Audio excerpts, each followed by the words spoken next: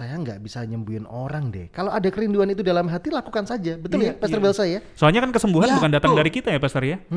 Betul, betul. Ini yang seringkali membuat langkah-langkah orang Kristen terhalang karena dia merasa tidak layak, tidak mampu. Kita masih bicara bersama Pastor Belsa Ya. Erbandi ya.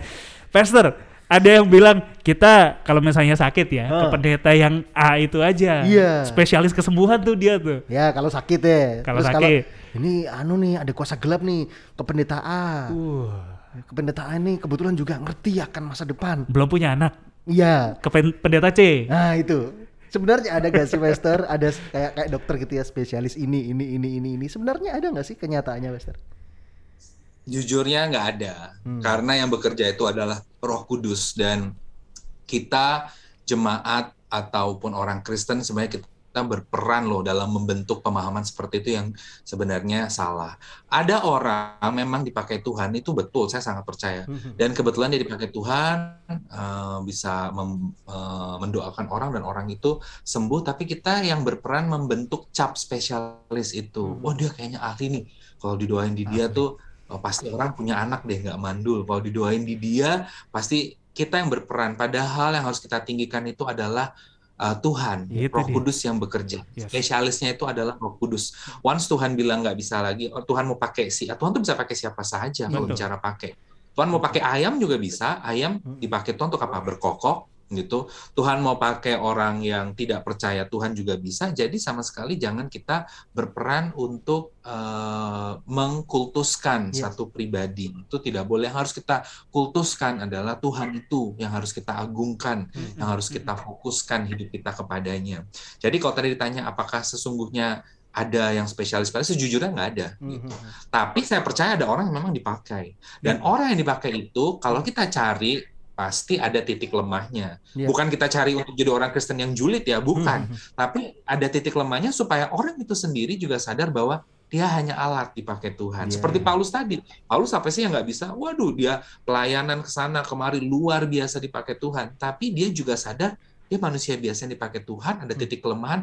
Aku tolong dong Tuhan, ini dijawab. Tuhan cuma jawab apa? Cukuplah kasih karunia-Ku bagimu. Dari situ kita tahu bahwa yang hanya diagungkan, yang sangat-sangat spesialis itu hanya Roh Kudus itu sendiri. Yes, itu dia kuncinya Sobat Reide. Dan sebenarnya pernyataan Pastor Belsa yang kita mengerti sama-sama adalah juga ketika kita rindu untuk mendoakan, ya jangan sampai kita mikir gini, saya nggak bisa nyembuhin orang deh. Kalau ada kerinduan itu dalam hati, lakukan saja. Betul ya, Pastor Belsa ya? Soalnya kan kesembuhan Ya, bukan datang betul. dari kita ya, Pastor ya.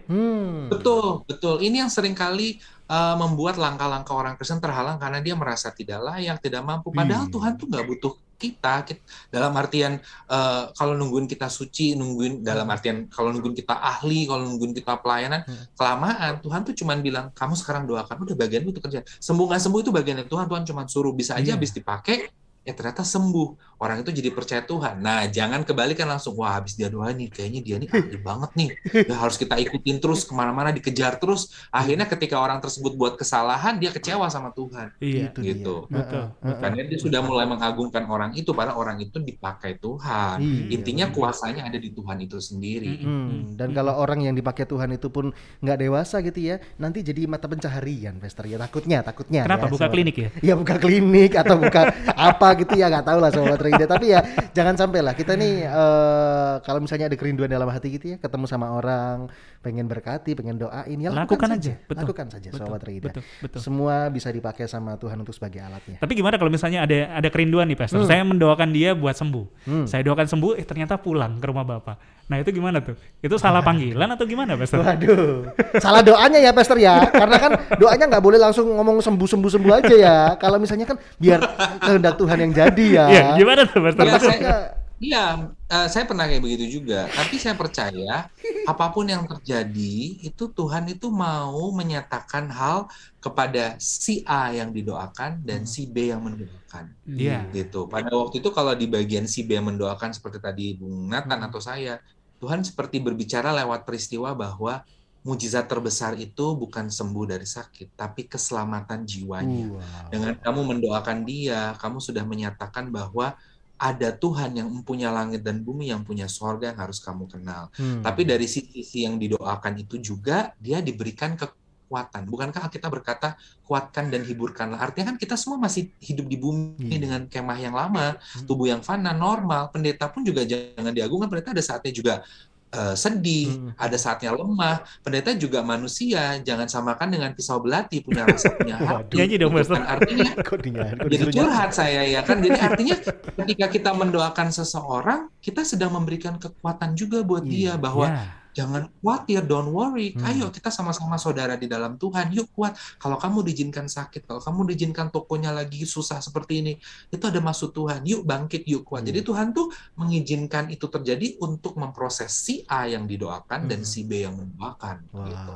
Wow, ini dia Sobat Reida.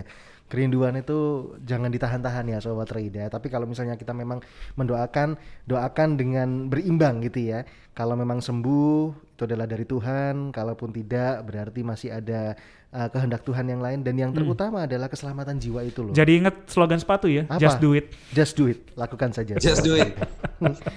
Baik, terakhir kita bersama Pastor Bielsa bicara tentang mujizat kesembuhan Sobat Reida.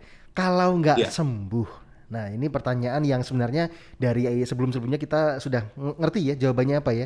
Kalau nggak sembuh, dibilang jelek, dibilang negatif sama pandangan manusia, tapi sebenarnya tujuan Tuhan apa sih Pastor Bielsa? Kalau misalnya kita sudah memohon bertahun-tahun, udah nggak bisa ngapa-ngapain, bahkan mungkin sakit yang saya rasakan ini sampai membatasi saya untuk jadi mobile berkat? kemana, jadi berkat. Saya biasanya pergi ke sana untuk doain, tapi karena saya sakit saya nggak bisa.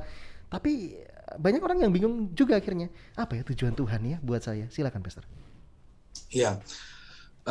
Memahami maksud Tuhan itu memang tidak mudah karena kita tidak bisa tahu detik ini langsung itu. Cara Tuhan bekerja itu begitu ajaib, tapi satu hal pedoman yang perlu kita ketahui, walaupun rancangan Dia bukan rancangan kita, kadangkala tidak bisa dimengerti, tapi rancangan Dia itu pasti yang terbaik buat kita. Makanya kalau ada hal yang kita tidak bisa mengerti, biasanya kalau saya pelayanan kedukaan, penguburan, saya selalu bilang, kalian bersedih itu normal, karena Alkitab itu bilang, ya hiburkanlah seorang akan yang lain, itu normal. Kalau kalian mau tanya saya jawabannya kapan, hanya waktu yang bisa menjawab. Saya nggak bisa jawab sekarang, nanti waktu kita tunggu 1 tahun, 2 tahun, bahkan even 10 tahun, kita baru paham, oh Tuhan itu ajaib. Tuhan izinkan begini supaya aku mengalami begini. Tapi yang pasti, kalau sampai Tuhan tidak menjawab dengan memberikan kesembuhan, berdasarkan pengalaman, kita bisa tahu banyak hal. Yang pertama, sering Tuhan izinkan masalah termasuk sakit itu bukan supaya kita lihat perubahan keadaan, tapi supaya hati kita berubah dulu. Banyak orang harus melewati proses yang nggak enak karena hatinya tuh diubah tuh susah banget.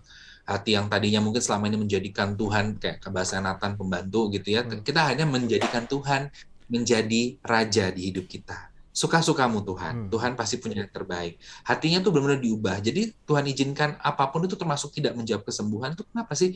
Supaya hati yang mengalaminya itu berubah. Yang kedua, supaya bisa menjadi kesaksian. Jangan kira kesaksian itu hanya soal sembuh loh. Saya percaya sembuh itu juga kesaksian. Saya ngalamin.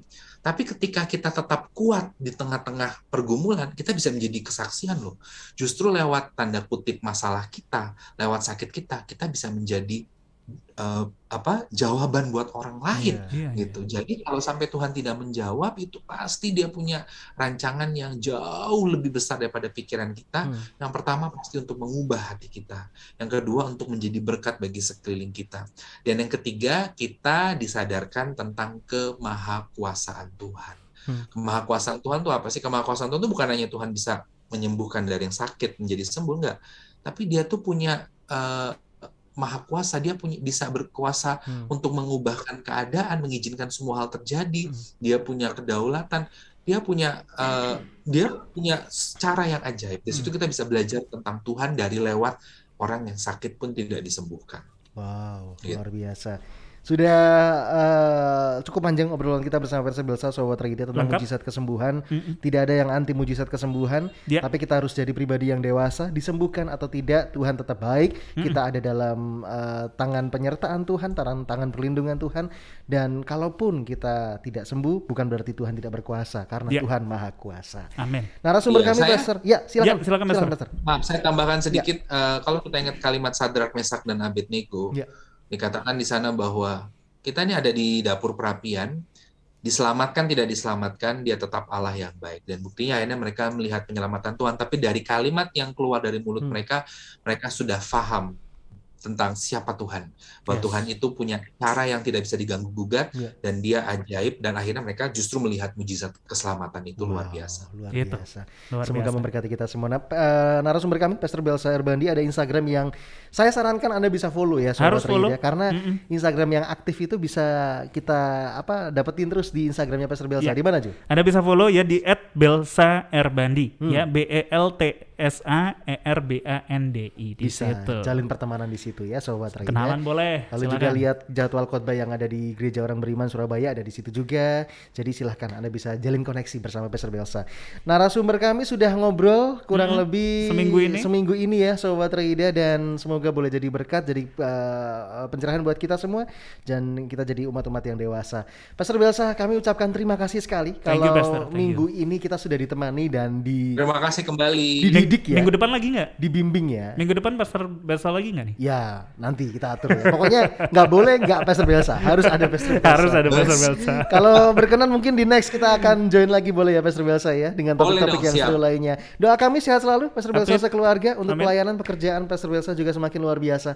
Makasih Pastor Belsa buat waktunya. Terima kasih Bung Jonathan, Bung Nathan, juga semua Sobat Batra Yuda, sehat terus, maju terus dalam Tuhan. Tuhan Yesus berkati. Tuhan Yesus memberkati. You are listening to